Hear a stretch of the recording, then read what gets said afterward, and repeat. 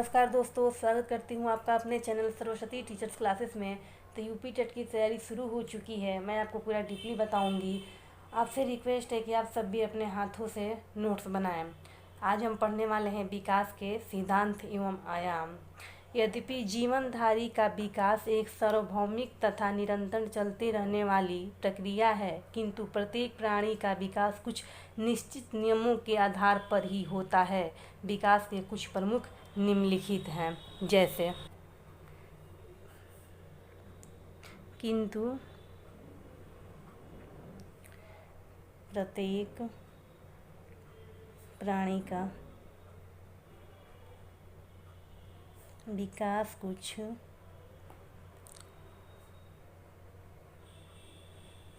निश्चित नियमों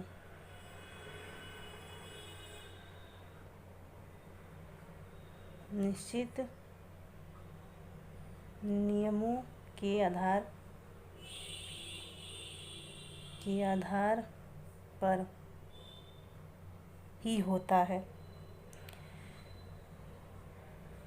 ही होता है। विकास के प्रमुख नियम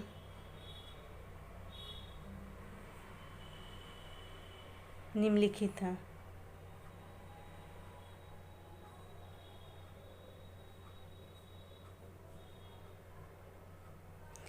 जैसे कौन कौन सा, आइए बताते हैं। पहला हमारा हुआ, विकास का एक निश्चित प्रतिरूप है। लिखिए, विकास का एक निश्चित प्रतिरूप है।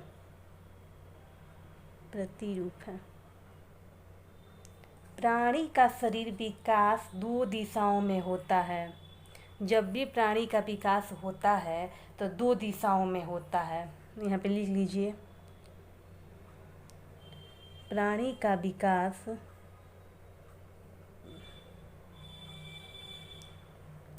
दो दिशाओं में होता है।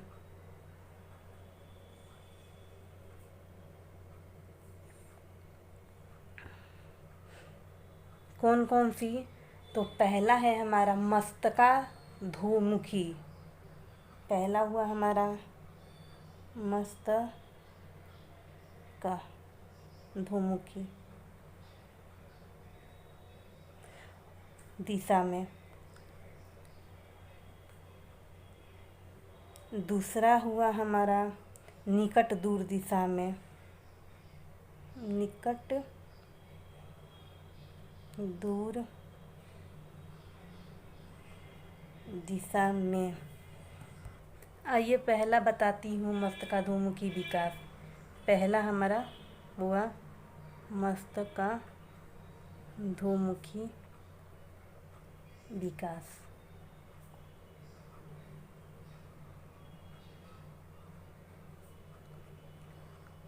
इसमें हमारा हुआ पहला पॉइंट है शारीरिक विकास। शारीरिक जो है हमारा,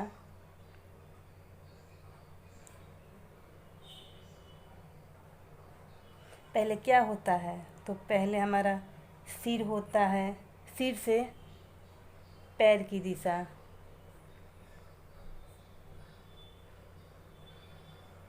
दिशा में होता है। दूसरा टॉपिक हमारा हुआ भ्रूणावस्था से पहले सिर का, फिर धड़ का, और बाद में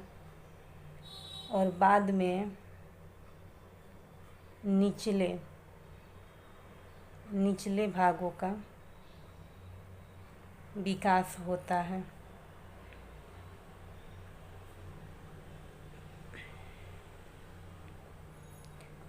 तीसरा हमारा हुआ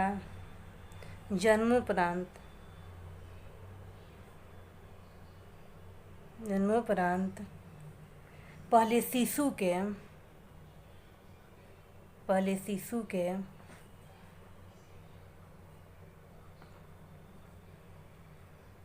सिर, फिर होता है मुख, फिर हो जाता है गर्दन,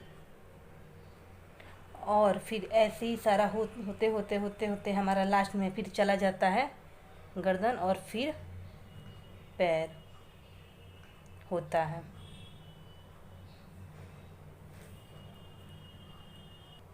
मान लीजिए चौथा टॉपिक है हमारा, यदि आपसे पूछा जाए कि बालक को हम ज़मीन पे लिटाते हैं तो सबसे पहले वो ऊपर किस चीज़ को उठाता है, तो आपको पता होना चाहिए। तो सबसे पहले बालक जो है सबसे पहले, अगर बालक को मान लीजिए बालक को पेट के बल ज़मीन पर लिटाया जाए तो सर्वप्रथम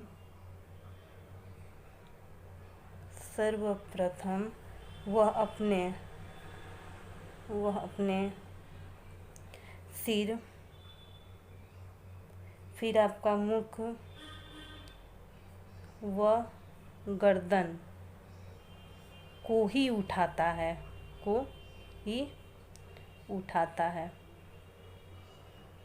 सर्वप्रथम जब भी आप बालक को पेट के बल अगर ज़मीन पर सुलाते हैं और देखते हैं तो सबसे पहले अपने सिर, मुख, गर्दन इन तीनों में से किसी एक को ही उठाने का प्रयास करता है, कोई भी बालक क्यों ना हो।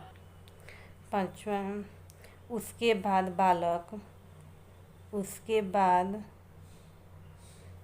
बालक क्या करता है, तो उसके बाद बालक जो है वो बैठने लगता है, उसके बाद बैठने, दौड़ने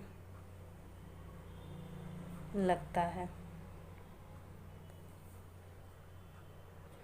दूसरा हुआ हमारा निकट दूर क्रम। इसमें जो हमारा पहला टॉपिक है वो है शारीरिक विकास जो है वो केंद्र भागों से होना शुरू होता है, किसी का भी हो। शारीरिक जो है हमारा शारीरिक विकास केंद्र से होता है। दूसरा है बाद में यह केंद्र के दूर भागों से भी होने लगता है, जैसे पेट व धड़ के अंगों में क्रियाशीलता जल्द होने लगती है, बल्कि पेट के अंदर की क्रियाएं जो होती हैं तो वो जन्म के साथ ही प्रारंभ हो जाती हैं, जैसे आपको देखने को मिलता है। इसी प्रकार के कंधों तथा हाथों की क्रियाएं व नियंत्रण पहले विकसित होती है, जैसे लिख लीजिए कंधों और हाथों का पहले और अंगुलियों का बाद में होता है।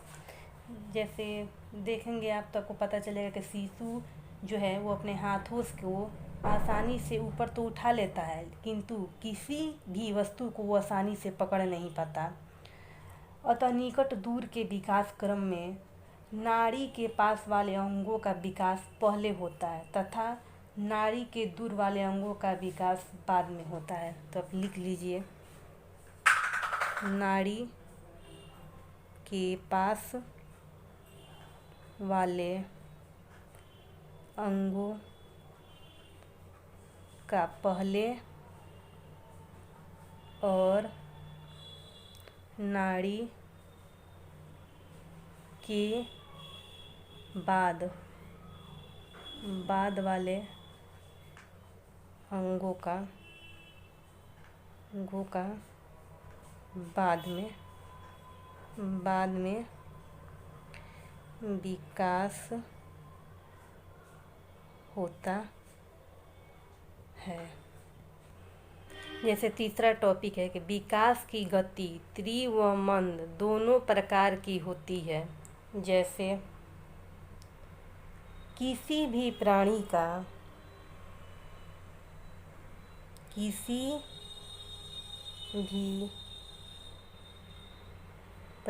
का विकास एक समान गति से सदैव नहीं होता है। उदाहरण में जैसे आप देख लीजिए तो बताते हैं, उदाहरण नोट करिए। जैसे देखिए आप, तो गर्भावस्था से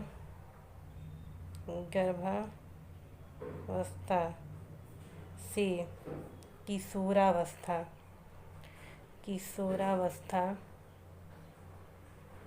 में विकास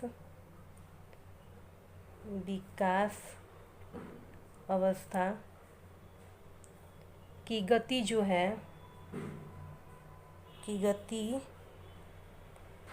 तीव्र होती है। फिर इसकी क्या होती है, उसके बाद धीमी हो जाती है, धीमी या मंद हो जाती है।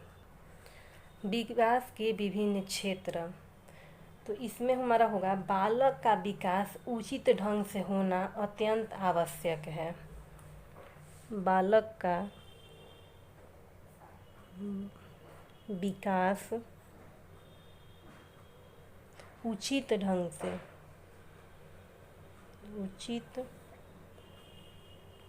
से होना अत्यंत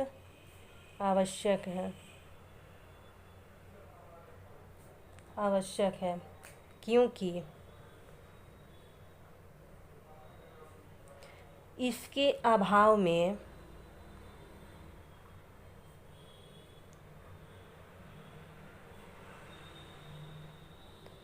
वह स्वस्थ युवा या युवती नहीं बन सकता। विकास जो है ये 5 प्रकार के हैं, 5 होते हैं, 5 प्रकार से होते हैं। कौन कौन सा? पहला है हमारा शारीरिक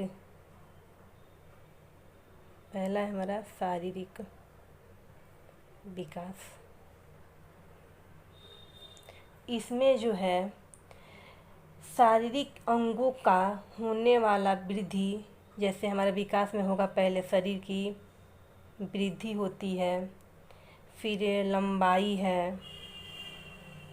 लंबाई, भार, शारीरिक गठन, फिर आता है अस्थियाँ, फिर मांसपेशियाँ,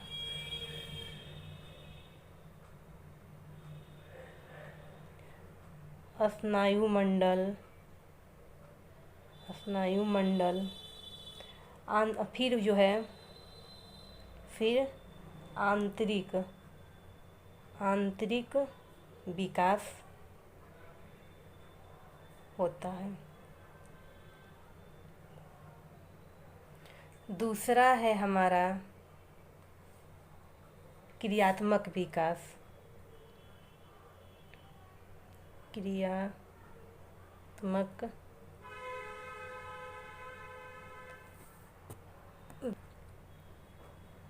इसमें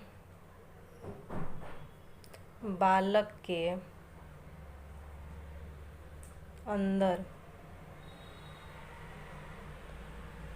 क्रियात्मक विकास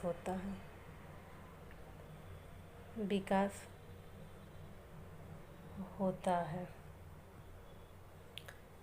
संज्ञानात्मक विकास। इसमें जो है स्वस्थ संज्ञानात्मक विकास सामाजिक समायोजन में पर्याप्त सहायता है। संवेग का अपना महत्वपूर्ण स्थान है। संवेग शारीरिक व मानसिक स्वास्थ्य के लिए सकारात्मक अथवा लाभदायक होता है। ये नकारात्मक अर्थात हानिकारक दोनों प्रकार के होते हैं। जैसे आप मान लीजिए जो सकारात्मक में है उनका आपका हो जाएगा, जैसे हर्ष हो जाएगा, हर्ष हुआ, फिर प्रसन्नता हुआ, फिर से आनंद हुआ, दया हुआ, सहानुभूति। ये हमारा हो गया सकारात्मक में। और हम अगर नकारात्मक में चलते हैं तो उसका हो जाएगा हमारा क्रोध, फिर आएगा भय, घृणा, ईर्ष्या, दुश्मनी। ये सब जो है हमारा वो नकारात्मक में चला जाएगा। तो इसमें आपको अगर आपको सकारात्मक पूछे तो आप हर्ष, प्रसन्नता, आनंद, दया, सहानुभूति ये सब बताएंगे। अगर नकारात्मक में पूछे तो आप क्रोध, भय, घृणा, ईर्ष्या, दुश्मनी बताएंगे। चौथा हुआ हमारा सामाजिक विकास। वैसे तो प्रत्येक मनुष्य एक सामाजिक प्राणी है और समाज के बिना उसका अस्तित्व भी नहीं है, किंतु बालक के भीतरी भी सामाजिक व्यवहारों की उत्पत्ति ही उसे एक सामाजिक प्राणी बनाता है। बालकों को भीतर सामाजिक व्यवहारों की उत्पत्ति उसका वास्तविक सामाजिक विकास है। कहने का अर्थ है कि मनुष्य में सामाजिक व्यवहारों की उत्पत्ति उसे बाल्यावस्था से ही होने लगती है। जन्म के बाद जैसे जैसे बालक की आयु बढ़ती है वैसे उसका समाज का विस्तार भी बढ़ने लगता है। जन्म के समय बच्चा दो प्रकार के वातावरण के समय घिरा हुआ महसूस करने लगता है। ये दोनों वातावरण होते हैं भौतिक और सामाजिक। लिख लीजिए भी अपने। जन्म के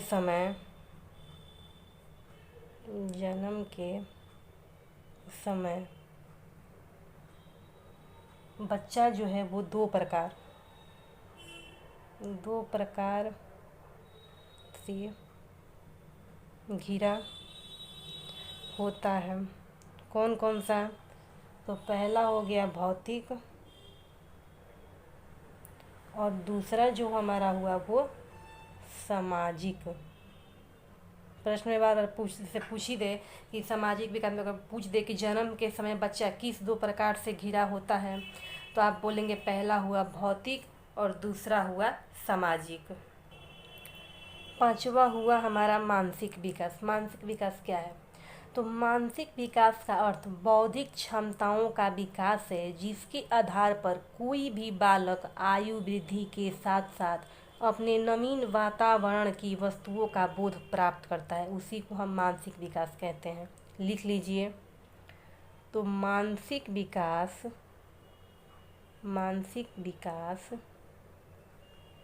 का अर्थ बौद्धिक क्षमताओं का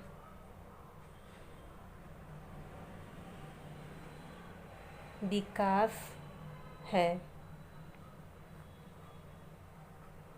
जिनके आधार पर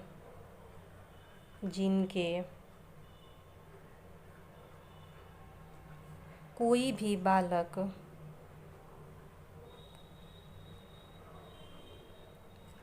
आयु वृद्धि के साथ साथ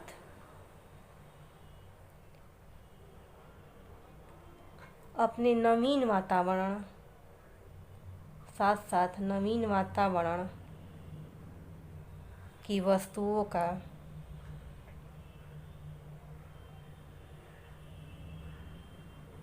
बोध प्राप्त करता है। बोध या ज्ञान प्राप्त करता है। उसके साथ समायोजन करने का प्रयास किया जाता है। मानसिक विकास के अंतर्गत प्रत्ययों का विकास अध्ययन किया जाता है। बालक के भीतर प्रत्ययों का विकास धीरे धीरे होता है। बालक के मूर्त पदार्थों को देखते हैं, अतः उसमें सबसे पहले मूर्त पदार्थ जैसे माता पिता, खिलौने, घर, कपड़े आदि के ही प्रत्यय निर्मित हो पाते हैं।